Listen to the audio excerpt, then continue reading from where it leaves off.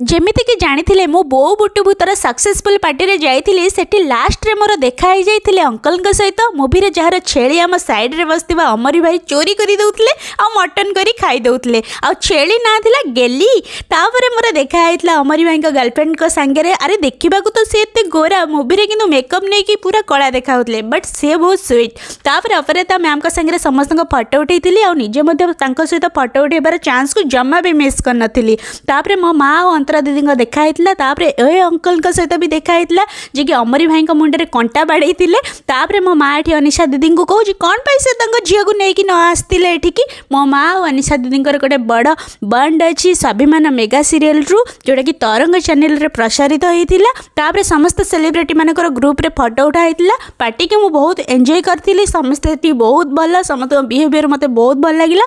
ଆଉ ଆପଣମାନଙ୍କୁ ଯଦି ମୋ ମିନି ବ୍ଲଗ୍ ଭଲ ଲାଗୁଥାଏ ତାହେଲେ ଲାଇକ୍ ସେୟାର କମେଣ୍ଟ କରିବାକୁ ଭୁଲିବେନି।